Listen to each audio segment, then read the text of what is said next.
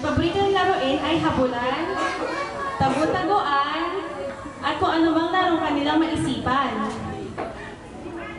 Laro tayo, dali, takbo tayo, takbo.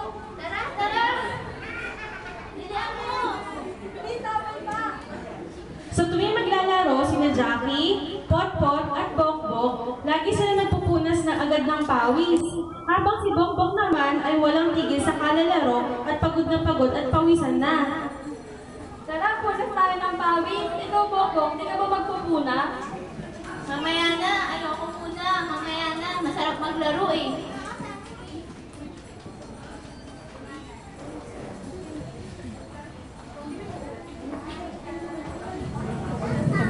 Isang araw, habang naglalaro sila ng takbuhan, ay biglang umulan ng malakas.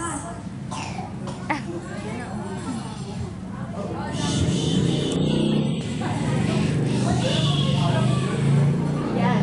Si Jackie at Potpot ay sumilong agad at huminto na sa paglalaro. Samantalang si Bokbok ay patuloy pa rin naglaro at nagpakabasa sa ulan kahit pagod at pawis na siya. Bokbok, halika na, sumilong ka na, magkakasakit ka niyan eh. Mamaya na, maglalaro ba ako?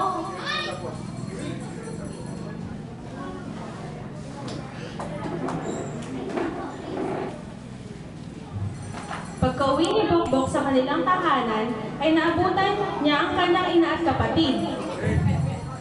Masama ang pakiramdam ni Bokbok, mainit siya at hatching ng hatching. Hatching! Hatching! Maya-maya pa ay inuubo na din siya. Ubo. Nag-alala ang kanyang ina at nagalit at sinabing, "Saan ka naman ba galing, bata ka? Bakit lagi kang umuwi ng basang-basa sa ulan at pawis na pawis? Di ka din kumakain ng gulay at umiinom ng vitamins mo. Ano bang gusto mo? Magkasakit ka na lang palagi. Pinayuhan na kita, di ba?" Umiyak si Bokbok at nahiya sa kanyang ina. Niyakap na ito at nag-sorry. Iyak. Mama, nanay, sorry na. Hindi ko na uulitin. Promise. Kuya at nay, susundin na kita. Di na magpapatuloy ka.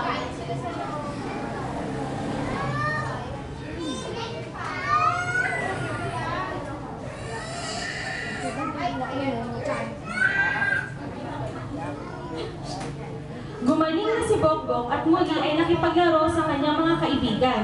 Pero di na katulad ng dati na makulit, ngayon ay natuto na siya na hindi na siya magpapatuyo ng pawis at sundin ang iba pang payo ng kanyang ina. Doon na po nagtatapos ang aming munting pagtatanghal. Maraming salamat.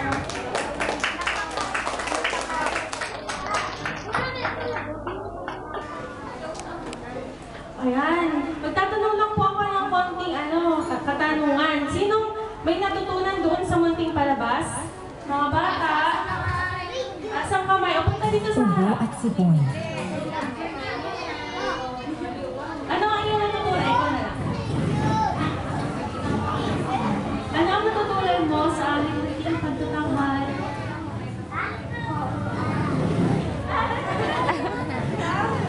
Mag-aral. Meron pa ba? Sandali lang sila.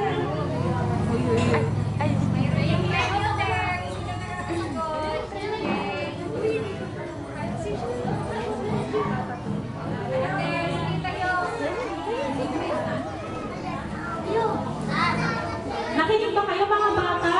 Magtatanong ako kung sino-sino yung mga naalala yung mga characters or yung mga bata kayo naglalaro. Sino nakakilala sa kanila? Taas lang ang kamay. O, punta dito sa harap. May prize! Sino May ang prize!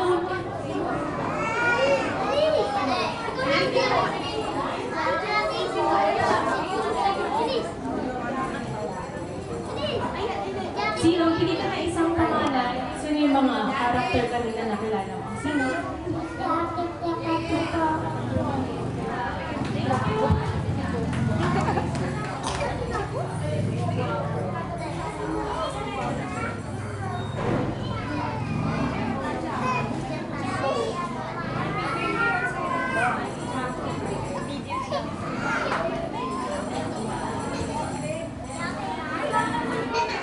Sino sipon. Ang ubo at sipon ay sanhi ng mga viruses na pumapasok sa loob ng katawan, specifically sa ilong o bibig. At dahil nag-develop pa lang ang immune system ng mga anak natin, madali silang nahahawa. Kung hindi mapapalakas ng maaga ang immunity nila, madalas silang magkakasakit. At kung pabalik-balik ang ubo at sipon, tuluyang hihina ang immune system na maaaring tumigil sa kanilang tamang paglaki. Maaaring permanente silang mawalan ng up to 11 millimeters in height dahil sa ubo at sipon. Ibig sabihin, magiging mas maliit siya sa dapat ng height. Habang maaga, palakasin ang immune system ng inyong anak by giving them Saline Plus drops for babies na 0 to 1 year old and Saline Plus syrup for kids na 2 to 6 years old. It has 100 milligrams vitamin C and 10 milligrams zinc na nagpapalakas ng immune system nang makaiwas sa mga sakit para lumaki siya ng tama ayon sa kanyang edad. Ayon sa research, ang pag-inom ng 10 milligrams of zinc araw-araw ang tumutulong para masiguro ang tamang paglaki ng mga batang may edad na 5 pababa. Napipigilan ng sakit ang tamang paglaki ng inyong anak. Kaya importanteng malaman kung paano palakasin ang kanyang immunity against sickness para masiguro ang kanyang tamang paglaki. And now that you know, dapat no excuses. Kaya mag-Saline Plus every day with vitamin C and zinc. Saline Plus, pamanang plus na proteksyon